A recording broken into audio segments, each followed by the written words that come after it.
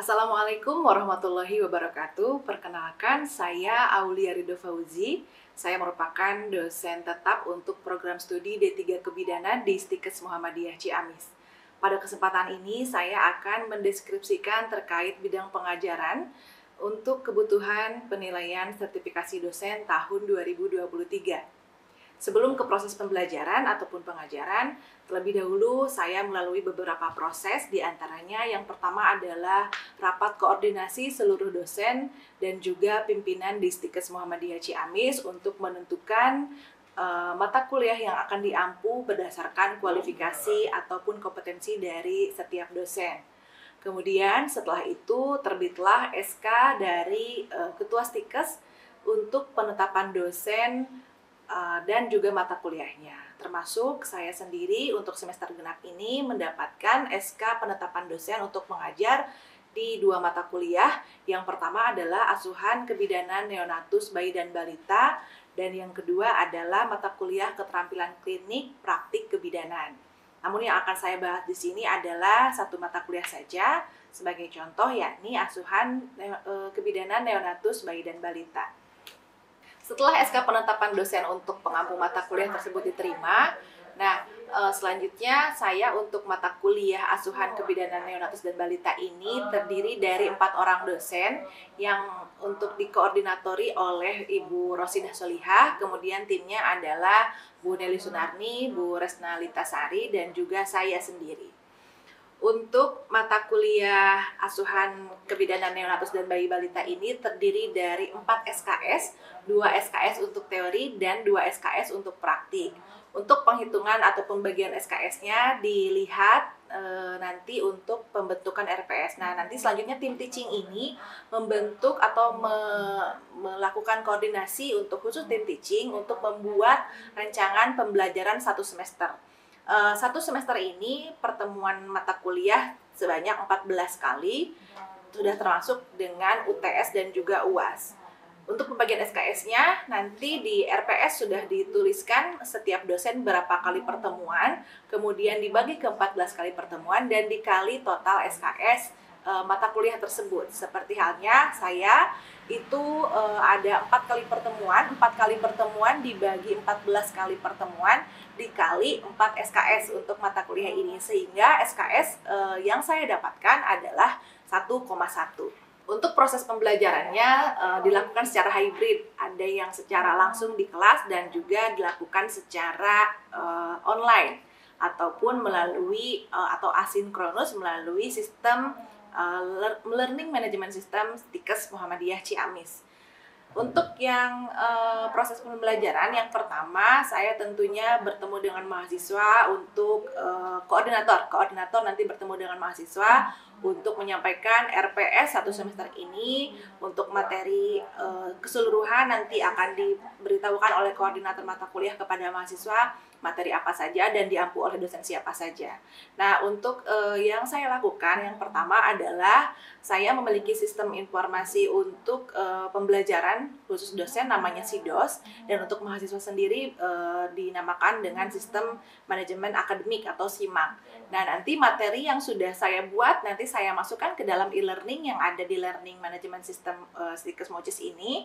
Kemudian nanti seluruh mahasiswa bisa mengakses, maksudnya adalah seluruh mahasiswa kelas-kelas yang akan saya ampu nanti mengakses materi tersebut, kemudian untuk dilakukan pendownloadan materi, dan nanti dijadwalkan kembali untuk dilakukan diskusi secara langsung, baik itu di kelas maupun online. Dan itu nanti disesuaikan dengan RPS yang sudah dibuat. Setelah pembelajaran selesai, kemudian nanti akan ada tes baik itu UTS maupun juga UAS. Kemudian setelah semuanya selesai dan mahasiswa dapat mengakses nilai dan lain sebagainya, tentu saya sebagai dosen pengampu perlu mengumpulkan seluruh bukti yang pengajaran yang telah dilakukan, baik itu secara tatap muka maupun tatap maya. Nanti selanjutnya dibuat sebuah laporan pembelajaran di dalam 1 semester. Terima kasih, dan selanjutnya kita akan memberikan contoh atau simulasi yang saya lakukan ketika proses pengajaran. Wabillahi taufiq wal hidayah. Wassalamualaikum warahmatullahi wabarakatuh. Assalamualaikum warahmatullahi wabarakatuh. Waalaikumsalam warahmatullahi wabarakatuh. Ya, alhamdulillahirabbil alamin wa bihi nasta'inu ala umuri dunya waddin wa ala alihi wa sahbihi ajmain amma ba'du. Allahumma shalli ala Muhammad wa ala ali Muhammad. Apa kabar teman-teman semuanya? Alhamdulillah baik ya. Baik, sekali ini kita masuk ke tutorial untuk kembali mengulang materi yang sebelumnya sudah kita sampaikan di kelas ya. Kita kan nanti ini adalah bagian pelompokan untuk pengulangan materi. Materinya terkait asuhan kebidanan neonatus bayi dan balita di materi evidence.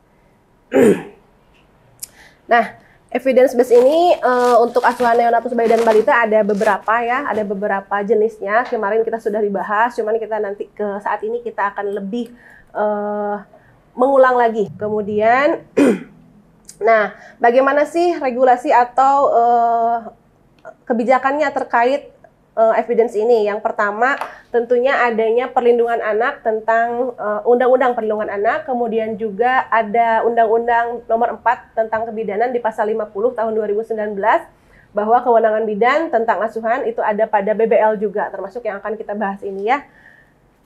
Kemudian dari Kemenkes juga ada di tahun 2015 dan tahun 2017. Nah, di kabupaten itu banyak sekali mitos-mitos yang justru malah meningkatkan angka kesakitan pada bayi baru lahir. Misalkan bayi baru lahir, belum apa-apa udah dikasih namina madu gitu ya, atau enggak pisang. Padahal kan itu justru akan meningkatkan angka kesakitan ya, padahal itu tidak boleh. Seharusnya bagaimana? Dikasih ASI saja kan ya. Nah, itu adalah asuhan yang berbasis bukti. Buktinya dari mana? Dari penelitian yang ilmiah. Nah, baby friendly ini apa? Poin-poin dari baby friendly ini ada beberapa. Yang pertama ada hospital policy atau kebijakan dari rumah sakit, kemudian staff kompetensi, jadi kompetensi dari staffnya itu harus betul-betul mumpuni. Nah, seperti kita, nah teman-teman ini kan calon bidan, nanti untuk bisa praktek di rumah sakit itu tentunya harus ada surat tanda registrasi, itu kan melalui tahapan uji kompetensi ya. Kemudian adanya care right after birth ya, jadi betul-betul perawatan bagaimana bayi baru lahir itu ketika lahir sampai pulang ke rumah itu dalam keadaan tetap baik, tetap sehat gitu ya. Nah, kemudian ada support mother, itu sistem supportnya siapa? Kalau untuk ibu, kalau tidak suami tentunya keluarganya. Jadi bidan kita harus bisa memastikan bagaimana sih sistem support untuk ibu supaya asuhan yang diberikan kepada bayi dan juga kepada ibu itu betul gitu ya, komprehensif. Tidak ada namanya blus untuk ibu nifas. Nah, selanjutnya adalah supplementing ya. Supplementing itu tentu asupan-asupan nutrisi baik itu farmakologi maupun non farmakologi untuk ibu menyusui. Kemudian rooming in itu tentu nanti di rumah sakit. Kalau misalkan ya memang kebanyakan kalau persalinannya itu spontan biasanya dan bayinya sehat, tentu harus berada di dalam satu ruangan dengan ibu ya. Gitu. Kemudian responsive feeding ya, tentu ini harus penyusuan secara langsung, nanti itu pun kita memberitahukan kan ada asuhan ya bagaimana cara menyusui yang benar. Kemudian treat dari bidan ataupun dari care provider yang ada di rumah sakit, mau itu perawat ataupun dokter ya. Kemudian sampai pasien pulang, jadi betul-betul kita secara komprehensif mengasuh ibu yang melahirkan dan bayi dalam keadaan baik, sejahtera, sampai si ibunya paham apa yang harus dilakukan di rumah. Nah, selanjutnya yang kedua evidence-nya adalah terkait inisiasi menyusui dini. Nah, inisiasi menyusui dini ini banyak sekali evidence-nya ya, sampai oleh IDAI dari tahun 2013 dan juga Kemenkes di tahun 2018, apalagi sampai saat ini itu sudah banyak sekali dibicarakan bagaimana atau manfaat dari IMD tersebut. IMD tersebut kan dimulai pada prinsipnya IMD adalah skin to skin ya. Jadi gimana ketika bayi lahir kita lakukan penilaian selintas, kemudian jaga kehangatan, langsung ditempelkan di dada ibu ya. Berapa lama IMD itu? 1 jam. Ya, 60 menit atau 1 jam ya. Nah, untuk manfaat IMD itu sendiri apa? Untuk mendapatkan bonding dengan ibu ya. Ini bonding, kedekatan dengan ibu gitu. Nah, ini adalah evidence yang dari tahun 2018 Ini untuk penelitian inisiasi menyusui ini skin to skin itu nanti bisa kita sama-sama cari lagi evidence-nya bagaimana perlakuan skin to skin untuk bayi baru lahir. Kemudian, nah ini adalah tahapan IMD. Nah kemarin kita sudah, kemarin kita sudah bahas ya untuk tahapan IMD ini dan sudah lihat kan di tempat praktiknya Ibu Bidan kemarin sudah ya. Berapa lama rata-rata untuk IMD? 1 jam, ada yang kurang 1 jam ya, 50 menit ada ya. Walaupun tidak sampai ke dalam puting ibu atau areolanya, yang penting bayi ketika dia sudah mengeluarkan air liur berarti skin to skin-nya berjalan untuk meningkatkan bonding dengan ibu. Nah ini adalah perintah, bahkan di agama kita pun karena kita muslim ya, ada perintah untuk menyusui, perintah untuk menyusui di dalam Al-Quran ayat surat Al-Baqarah ayat 233. Nah ini juga ada sabda dari Rasulullah Muhammad SAW terkait penyusuan. Nah ini juga sama terkait skin to skin. Banyak sekali ya untuk IMD ini evidence-nya. Nah selanjutnya adalah tahapan pemberian ASI dan MPASI pun juga sama. Kalau ASI eksklusif kita semua sudah tahu lah ya, berapa lama ASI eksklusif? 6 bulan. Artinya ASI eksklusif itu apa? Khusus ya. Khusus ASI saja tanpa pemberian makanan tambahan apapun. Tetapi sudah masuk usia 6 bulan itu boleh diberikan makanan pendamping atau makanan tambahan. Dan ini adalah tahapan-tahapannya yang besok nanti kita akan pelajari bersama ya untuk bagaimana pembagian tahapan dan juga pengolahannya. Nah, selanjutnya evidence terkait regulasi suhu BBL. Nah, selain tadi manfaat IMD itu skin to skin untuk meningkatkan bonding, tentu juga IMD itu adalah untuk mempertahankan suhu atau kehangatan bayi. Ya, prinsipnya IMD itu kan tadi ya, head loss mechanism. Nah, ini bisa kita lihat videonya nanti sudah dibagikan, nanti kita bisa lihat sama-sama lagi ya. Bagaimana mekanisme kehilangan panas pada bayi baru lahir. Ini juga sama mekanisme kehilangan panas. Nah, kalau ini adalah terkait kangguru mother care. Kangguru mother care sudah pernah dengar sebelumnya? Sudah. Seperti apa kangguru mother care? Ya, 1 orang silahkan. Rindi ya? Ya. Dimasukin kemana? Ke tempat gendongan. Iya, gendongan. Ya, langsung skin to skin, baik itu dengan ibu maupun dengan ayahnya. Yang penting tetap menjaga kehangatan ya. Jadi bayinya dengan ibunya itu harus tanpa ada sehelai kain pun jadi dekatkan, apalagi itu bermanfaat untuk bayi-bayi yang berat badan lahirnya itu sangat rendah. Gitu ya. Itu bisa meningkatkan kenaikan berat badan. Buktinya di mana? Nah, buktinya banyak sekali. Ini bahkan dari tahun 94. Oh, tidak. Dari tahun 1979 itu sudah ada penelitiannya. Ini dikembangkan 94 sampai sekarang pun ini kangguru mother care ini sudah menjadi asuhan yang memang dilakukan di berbagai rumah sakit. Nah, ini ada tahapannya, nanti videonya nanti bisa dilihat. Nah, ini seperti ini ya untuk kangguru mother care. Jadi seperti kanguru sebetulnya.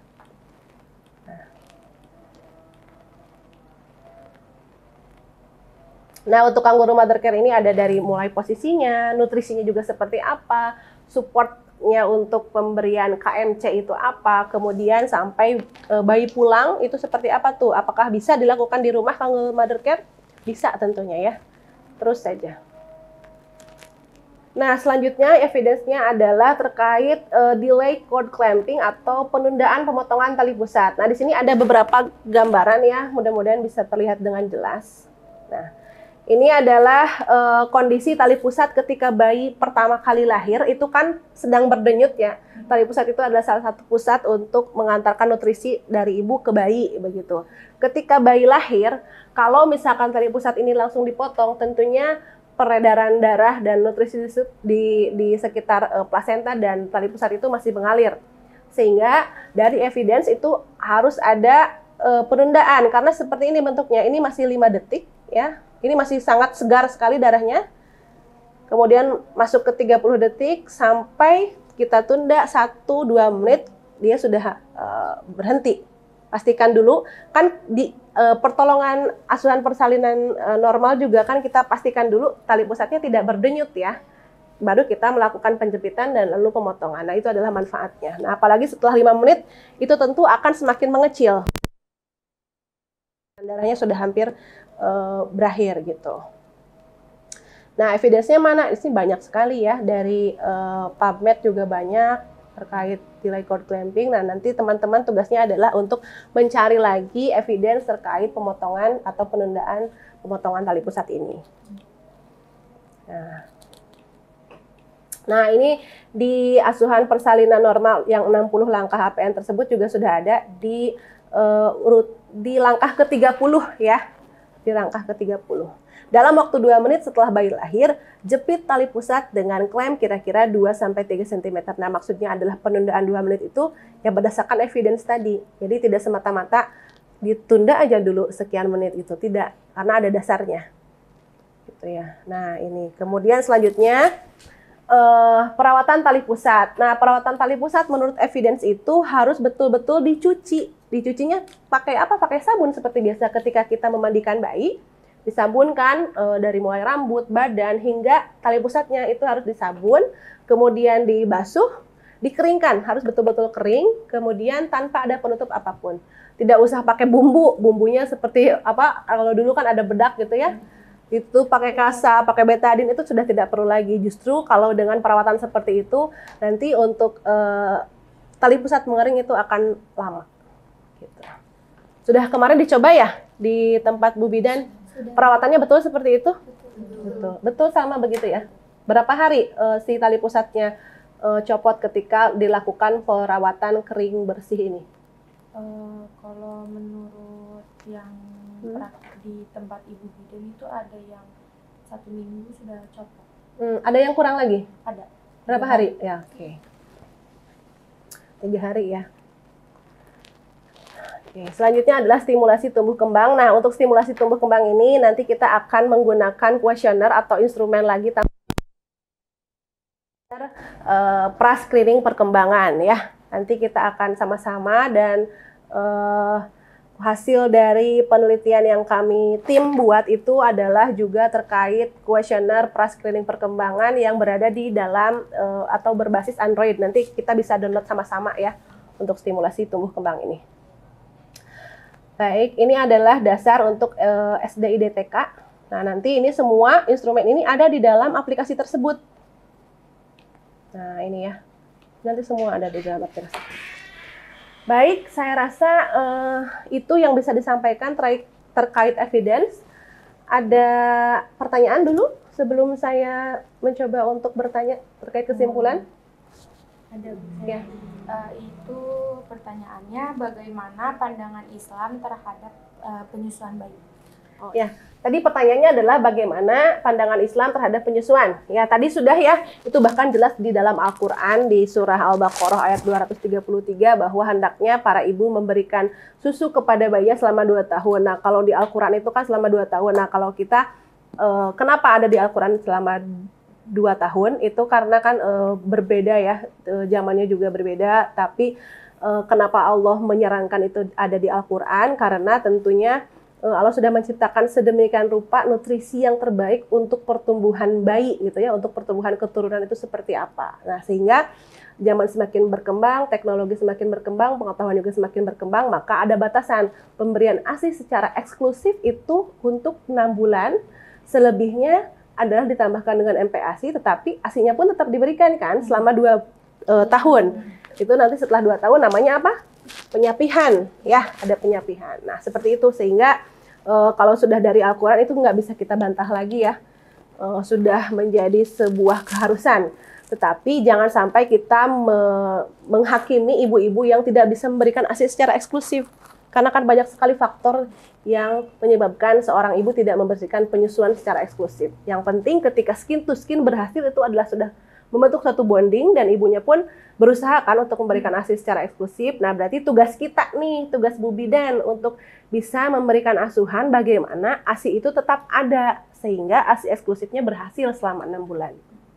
Begitu. Bisa dipahami, Risma? Bisa. Ya. Ada pertanyaan lagi? Cukup. Sudah jelas? Sudah jelas ya. Ini karena pengulangan materi dan hasil responsi ya kemarin praktik di Bu Bidan, semuanya sudah bisa melihat bagaimana pengasuhan berdasarkan evidence. Jadi alhamdulillah bisa dipahami dengan mudah. Ya kalau gitu simpulkan apa saja evidence di dalam asuhan kebidanan neonatus.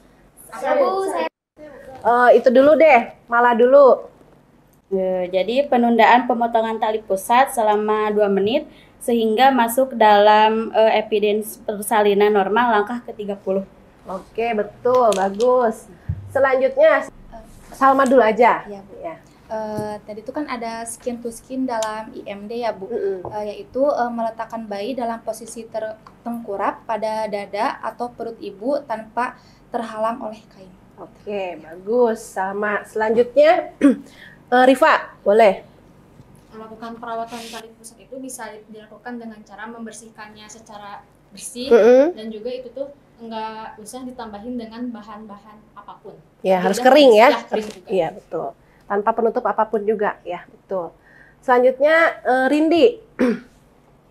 Dasar dari pemberian asuhan neonatusnya ya Bu ya, Iya.